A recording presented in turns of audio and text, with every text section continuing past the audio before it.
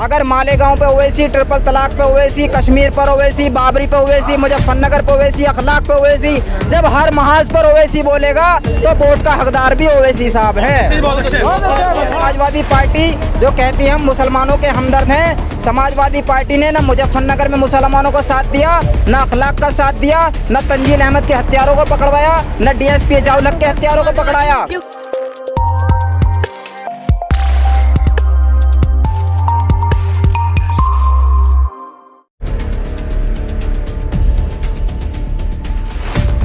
देखिए चच्चा जान के हम आपको बताएं, राकेश टिकैत साहब ने इस चीज़ का दावा किया कि हम किसानों की लड़ाई लड़ रहे हैं, लेकिन वो किसानों की लड़ाई नहीं है और वो चुनाव की लड़ाई आ चुकी है। राजनीति में हिस्सा ले लिया उन्होंने। अगर किसानों की लड़ाई लड़ते तो तुम्हें फायदा क्या था, तुम्हें क्या जरूरत है राजनीति में कूदने की। दूसरी बात ये, मुसलमानों के हमदर्द को आप चच्चा जान कहते हो। चच्चा जान से ये पूछिए आप कि जब तुम चच्चा जान हमें ओवैसी साहब को चच्चा जान बता रहे हो, देखिए चच्चा जान से ये पूछिए आप जो ओवैसी साहब को चच्चा जान बता रहे हो, उस वक्त आपकी मोहब्बत कहाँ चली गई थी? जिस वक्त में मुजफ्फरनगर के अंदर हमारी माँ और बहनों को खेतों में ले जाकर हैवानियत की गई थी, उस वक्त में चच्चा जान ये कहाँ चले गए थे? राकेश टिकैत साहब, उस वक्त आप किसानों की लड़ाई लड़ रहे हो। अब राजनीति में आते हो तो हमें ओवैसी साहब को चच्चा जान बताते हो। अगर चच्चा जान आप होते तो हैवानियत कहाँ से? मुजफ्फरनगर के अंदर हमारी माँ और बहनों को खेतों में ले जाकर हैवानियत की गई थी, उस वक्त आप मुजफ्फरनगर के रहने वाले थे। कहाँ चली गई थी आपकी मुसलमानों से मोहब्बत? देखिए अल्लाह अकबर का नारा, जय श्री राम का नारा दीजिए, चाहे दीजिए हर हर महादेव का नारा। मुसलमान नारा देगा, हिंदू एकता का राज चलेगा, हिंदू मुस्लिम साथ चलेगा। लेकिन ओवैसी साहब उत्तर प्रदेश में आने का मकसद ये है कि हम भाई हिस्सेदारी की लड़ाई है, हमारी क़यादत की लड़ाई है, नाइंसाफी से हमारी लड़ाई है। जाति मजहब किसी धर्म से हमारी कोई लड़ाई नहीं है, हमारी लड़ाई हिस्सेदारी की लड़ाई है। हमारे साथ में जो 75 सालों से नाइंसाफी हुई है, नौकरियों से हमें दूर किया गया और डिपार्टमेंट से हमें दूर किया गया। तमाम राजनीतिक दलों ने मुसलमानों को सिर्फ गुमराह किया है, 75 सालों से गुमराह करते आए हैं, गुलामी कराते आए हैं। अब गुलामी की बात नहीं होगी, अब बराबरी की बात होगी। मुसलमान मुत्तहिद हो चुका है, समझदार हो चुका है। और ये समाजवादी पार्टी जो कहती है हम मुसलमानों के हमदर्द हैं, समाजवादी पार्टी ने न मुजफ्फरनगर में मुसलमानों को साथ दिया, न अखलाक का साथ दिया, न तंजील अहमद के हत्यारों को पकड़वाया, न डीएसपी जाउलक के हत्यारों को पकड़ाया। देखिए हमारी जो हमने वोट दिया था समाजवादी पार्टी को, हमने समाजवादी पार्टी को अपना मुल्ला हमसे यहाँ समझा। आपने वोट लिया, हमारे मसलों पे कौन बोलेगा? यदि हम आपको हमदर्द बनाएंगे तो आप ही को तो हमारे मसले बोलना पड़ेगा। अब ये बिल्कुल नहीं होगा। अगर मालेगांव पे ओवैसी, ट्रिपल तलाक पे ओवैसी, कश्मीर पर ओवैसी, बाबरी पे ओवैसी, मुजफ्फरनगर पे ओवैसी, अखलाक पे ओवैसी, जब हर महाज पर ओवैसी बोलेगा तो वोट का हकदार भी ओवैसी साहब है। हर वक्त में ओवैसी साहब रहेंगे वोट के हकदार। और देखिए ये लोग चाहे कांग्रेस हो, बसपा हो, समाजवादी पार्टी हो, सब के सब मुसलमानों की वोट पर मुंह धोए बैठे हैं। मुसलमानों ने 25% मुसलमानों ने 7% यादवों को वोट दिया, उनको आगे बढ़ाया, 4 बार मुख्यमंत्री बना दिया। 11% दलितों के साथ में मिलकर, देखिए हमारा मकसद विधायक मंत्री बनना नहीं है, हमें हिस्सेदारी चाहिए, हुकूमत में हिस्सेदारी चाहिए। मंत्री विधायक आप बन जाइए, हमें हुकूमत में हिस्सेदारी चाहिए। हम 100 सीटों पे चुनाव लड़ रहे हैं, हमारी 50 सीटें आएंगी इंशाल्लाह।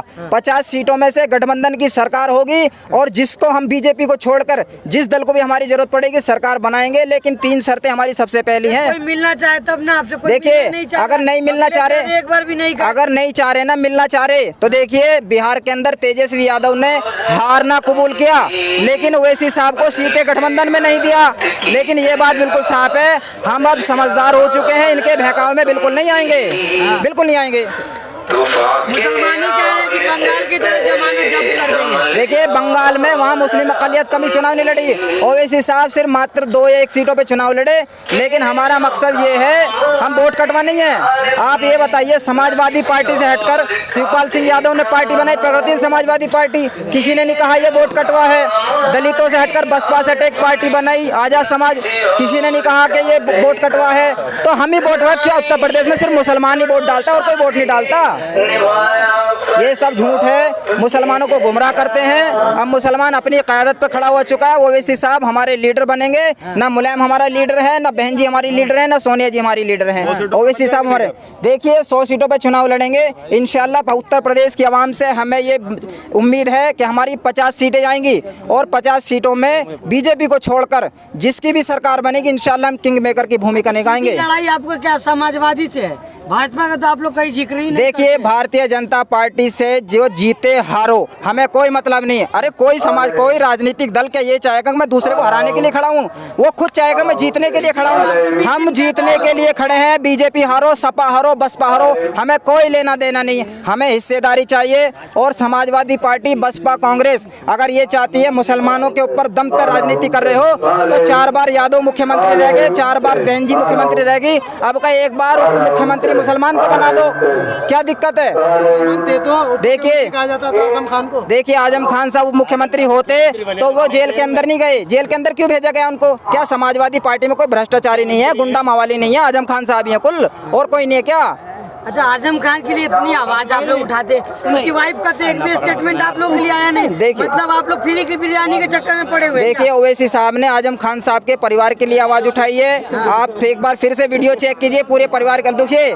समाजवादी पार्टी आजम खान साहब ने अपने खून पसीने से सींची है, लेकिन 2 साल होने गुजारे आजम खान साहब को जेल के अंदर, परिवार के अंदर। अखिलेश यादव जो महलों में रहते हैं और आजम खान साहब जेलों के अंदर, ये कौन सा तरीका है? अब ये बिल्कुल नहीं चलेगा। समाजवादी पार्टी या बसपा कांग्रेस समाजवादी बात करती है यादव प्लस मुसलमान की। जब वोट का टाइम आता है मुसलमान याद आता है, और वोट खत्म सरकार बन जाती है यादव आती है, यादव मलाई खाता है, पिटाई मुसलमान खाता है। और यही काम बहन जी करती है, वोट के टाइम पे मुसलमान याद आता है और वोट चुनाव जीतने के बाद में बहन जी को सिर्फ दलित भाई याद आते हैं।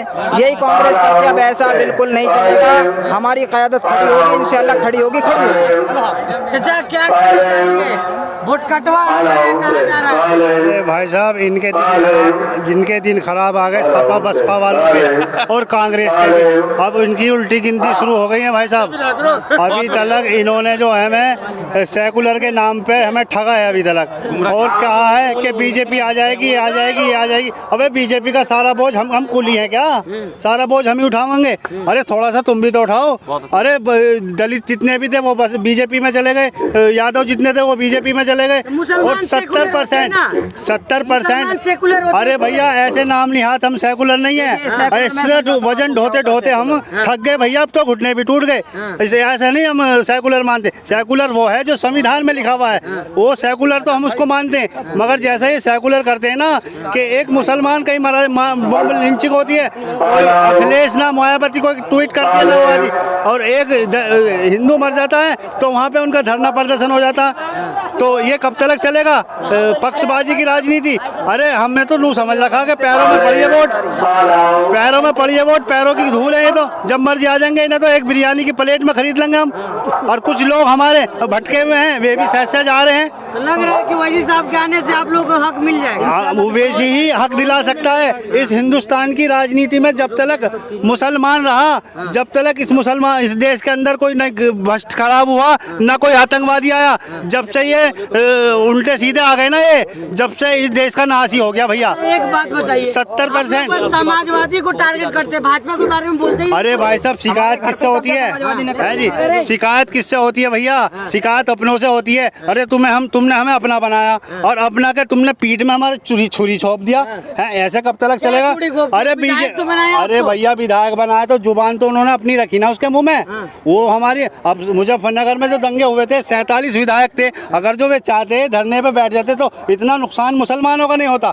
तो हमारी कहाँ वो हिस्सेदारी कर रहे? वहाँ हमारे मुसलमानों को बोलने ही नहीं देते। वो बोलते हैं वे जो उनकी जुबान अखिलेश जी कहते हैं वही मुसलमान वे बोलते हैं। लग रहा है कि ओवैसी की आवाज पार्टी के अंदर ये मैंने सबसे बेहतरीन हिसाब देखा है कि एक अदने से अदना भी कार्यकर्ता उसे बोलने का हक है, और बेबाकी से बोलता है। जैसे हमारा नेता कायद बोलता है ना बेबाकी से, ऐसे ही उसका छोटे से छोटा अदना बोलता है। वो हमें हमें नेता बनाने आ रहे हैं ओवैसी साहब, ना कि हमसे गुलामी कराने आ रहे हैं। अभी तक हमने गुलामी करी और सबने हमें ठगा। आज हम समझ गए हैं कि हमारा हक कहाँ मिलेगा। अपना हक जो मिलेगा अपने घर में मिलेगा, पड़ोसी के बच्चों को पालने से कुछ फायदा नहीं है।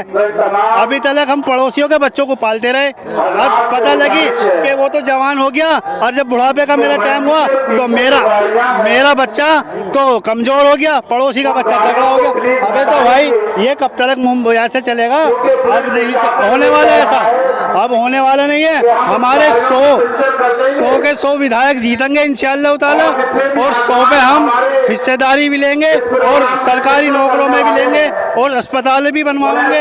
सारे काम हम इंशाअल्लाह करवाएंगे। आप मुसलमानी करे कि वोट है बीटी में? दरअसल भाई साहब कुछ लोग भटके हुए हैं, कुछ लोग भटके हुए हैं और वो भटके हुए हैं। वो अभी 4 महीने वो सहज आ रहे हैं। अब हम मोबाइलों में देख रहे हैं, रो रहे हैं पकड़ के कि हमें बीजेपी ने ठग लिया, उसने समाजवादी ने हमें ठग लिया।